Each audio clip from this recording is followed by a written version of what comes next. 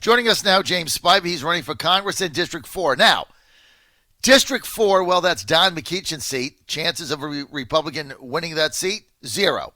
But you have to put good candidates up.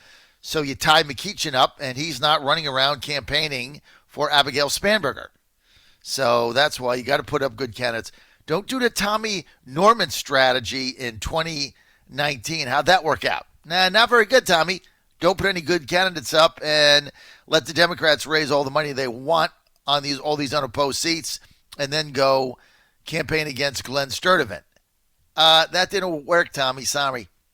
So we don't like that strategy. Now, this 4th district, there's a convention. That's April 25th in Thomasdale High School, April 25th. Doors open at 10. That's my convention. I'm running for a national delegate with my slate, but we already won because we had no competition, because everybody knows we are the beasts of the Trump campaign in the 4th district. So my 3 delegates won, my 3 alternates won, that's done.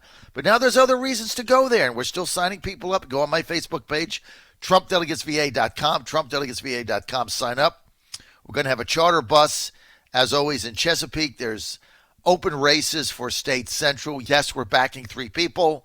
There's an open, I think there's an open seat for what else? State Central, and I guess that's it. And Congress, where Brother Leon Benjamin is running against James Spivey. That'll be decided at the convention nominating process. James Spivey, good to have you with us, James. How you doing, John? Great to be with you. All right, so I kind of summed things up. Okay, let's get right to the heart of it. The rap on you that I've heard is you're not a Trump supporter, and you're not a supporter of the Trump protectionist economic policies and their tariffs. True or false? What? That's what I heard, dude. That's grossly false. Okay. Well, give me that's why you're on the show. Give me this. Give me the skinny. I'm a huge Trump supporter. But like every human or man and woman in this world, if they do something that I think might be questionable, I will state my case about it. However, I'm a huge Trump supporter. I haven't seen anything he's done yet that made me raise an eyebrow.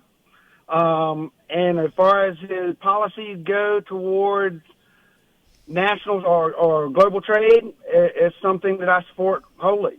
I love the way he's handling China. I think, if anything, he could actually be a little tougher on China. Mm-hmm. I love what he's doing with the market, the deregulation, the tax cut. I know we're going through some rough times with the market now, and you'll have that in any cycle, especially with the volatility we have today. And like actually in the past, year or so, it's calmed down there for a little bit, but I actually trade stocks, equities, or securities, so I try to get on the long side and the short side at the right time to make, the money that I'm trying to make. I like it. Listen, why are you in this race, James? Well,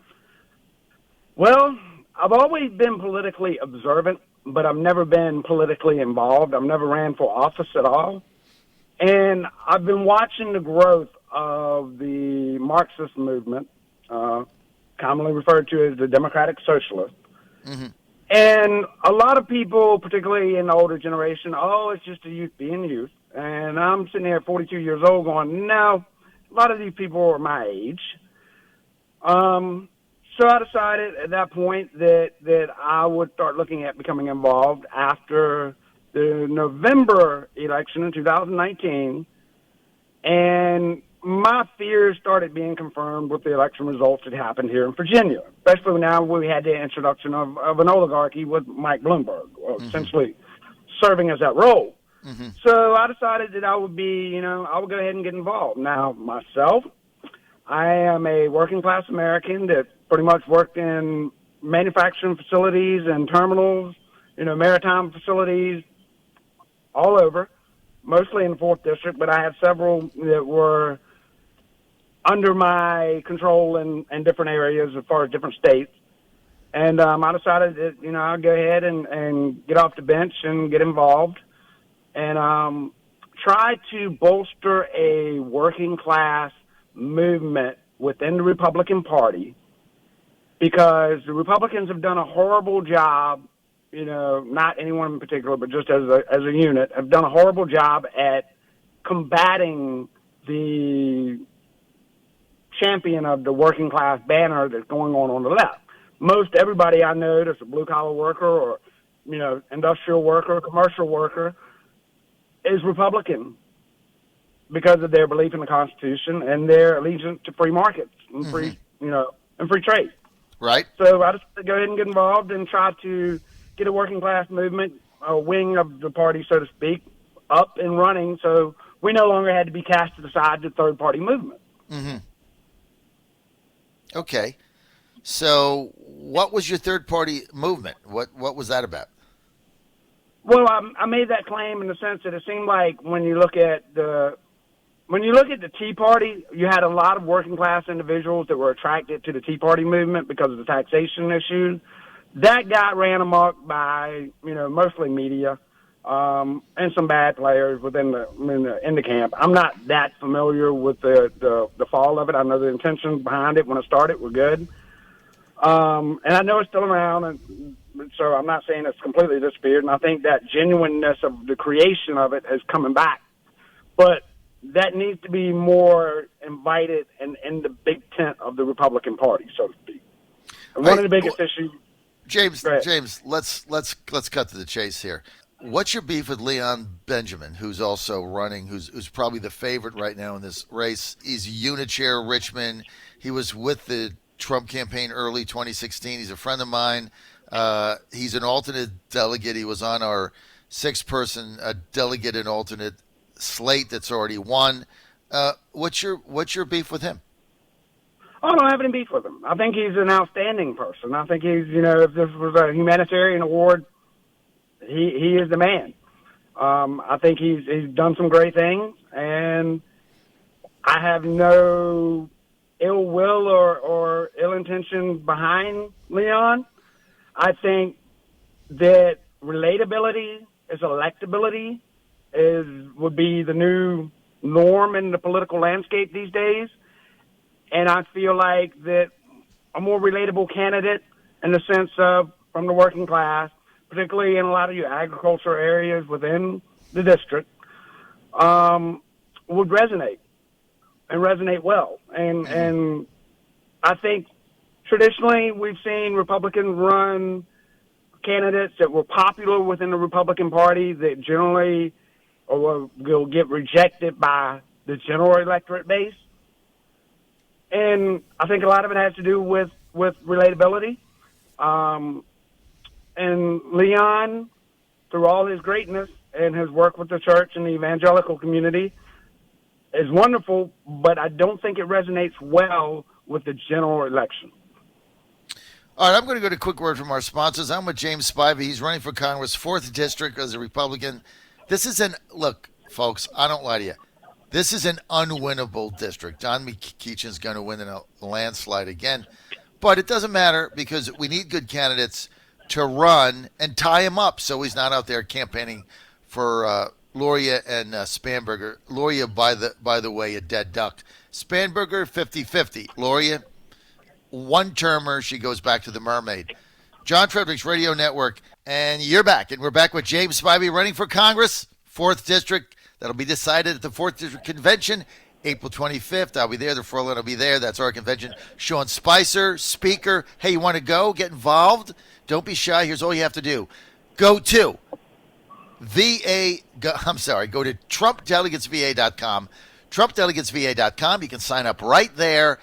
And if you're in Chesapeake, I think the date is March 25th. All of it is right there on that website. You can sign up, fill out the form, go, be a delegate. We'll have a charter bus from Chesapeake going. That'll leave at 8 a.m. from River Oak Church. You can get on that. It's free. It's going to be a lot of fun. So check it out. Sean Spicer, speaker. James Spivey, why should we vote for you on April 25th? I believe that my ability to resonate with the 4th District because of my working class root, because of my blue-collar roots, and I'm not a politician. I'm not claiming to be a politician. I'm not political. in the sense that, I've spent my life being a polished politician. My youth, my tech literacy, because I started my company about 2 years ago, and I work in the automation field, and a lot of predictive analytics and trending, a lot of laying the groundwork for machine learning and AI to enter the manufacturing space. So I see a lot of the issues coming down the pipeline that Americans need to be genuinely concerned with. And my biggest fear is Congress is too inept, or current congressional members, most of them are too inept to understand the issues that we truly face. And I believe that, because I'm not a politician, Trump taught us, you don't have to be a politician. That's true. You got to resonate with the working class. That's true. And I feel like I can do that. I feel like I've learned from him how to win. Do you know how to win a convention? We've been studying it. I've got some good people that have come and gotten involved, and it's. Hey, one good thing about our convention, it's not going to be rigged. It's not a rigged convention, right? All the others, they try to rig them. There's professional convention riggers, right? It's what they do for a living.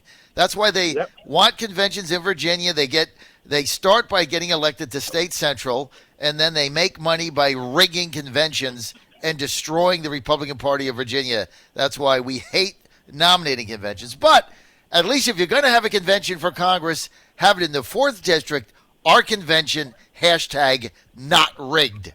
See that, James? You got an even shot because we're not rigging the convention. Aren't you excited?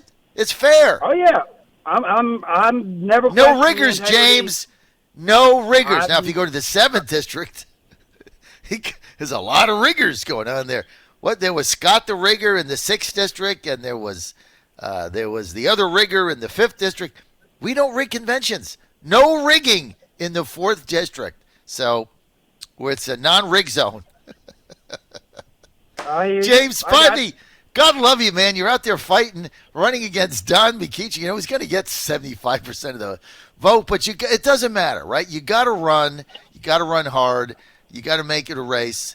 And I feel appreciate. Like McKeechin is very beatable. No, he's not beatable, but I appreciate your enthusiasm. I do. He's not beatable. The district, look, I could run Sammy the cat and put a D by his name, and he'd get, actually, Sammy my cat, he'd get like 80%, because I got to tell you, James, he's so damn cute. He'd probably get 80%. But I appreciate your enthusiasm. But here's the good news, James. You're in a non-rig zone. Best news you could possibly have. We don't rig our 4th District. James, thanks for being with us, James Spivey. People want more info, James. Where do they go? They can go to www.spivey2020.com, or they can go to Facebook page, Spivey for Keep it simple. Campaign. Keep it simple. Spivey2020.com, Spivey, Spivey2020.com. Keep it simple, James Spivey, and here's the good news. No rigging of the 4th District. Much to the chagrin, James, of the professional Republican convention jobs. John Fredericks Radio Network.